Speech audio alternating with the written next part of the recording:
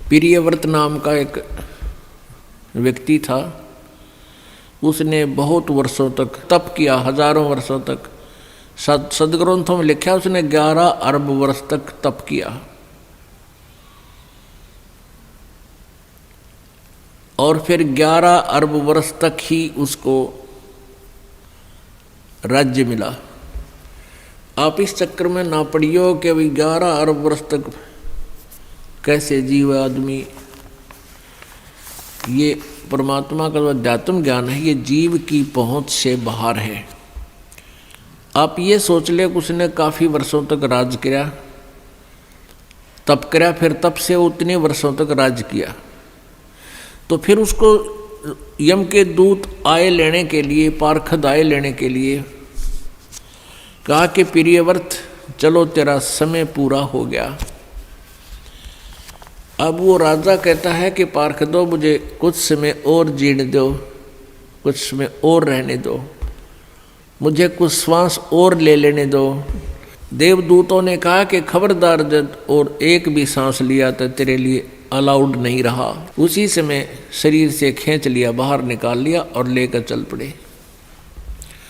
धर्मराज के दरबार में जाकर धर्मराज ने पूछा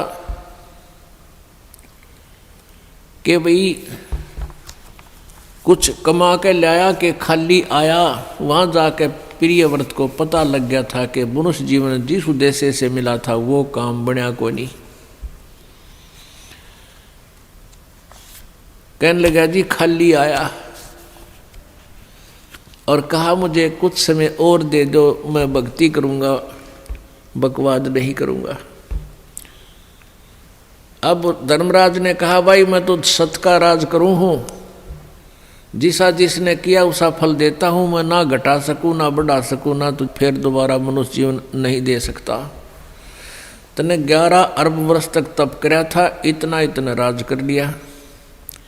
और ये जो भक्ति करनी थी इसमें कोई सांस भगवान के नाम पर तने लाया को नहीं।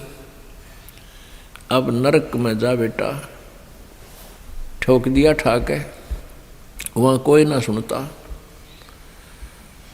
एक तपस्वी था, उसने एक शिला पर बैठकर, पत्थर पर बैठकर काफी वर्षों तक तप किया।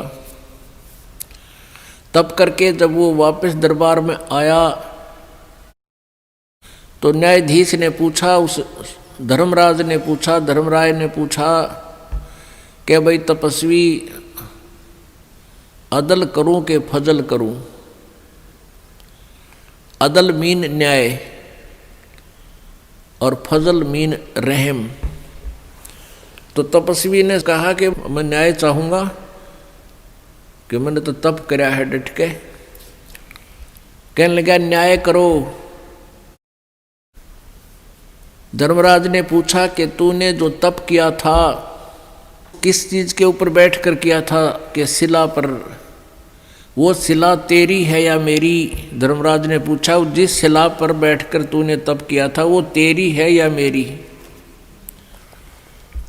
अब न्यू कह मेरी है तो लिया क्यों नहीं ठा के सिर पे? ने बोला ना आपकी है।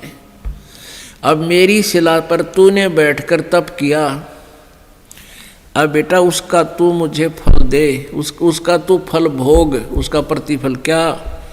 कि उस शिला को इतने ही वर्षों तक सिर पर रख ले। ये है मेरा न्याय, जैसा कर्म वैसा भरण।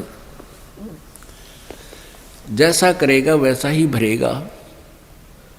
अब उसको सिर पर धर ले और जा सर्प की योनि धार और इतने वर्षों तक सर्प बनकर उस शिला के नीचे रह।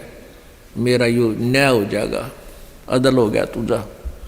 इतना कहते ही फेंक दिया, ठाकर सर्प बन गया और इतने वर्षों तक उस शिला के नीचे वो तपस्वी रहा।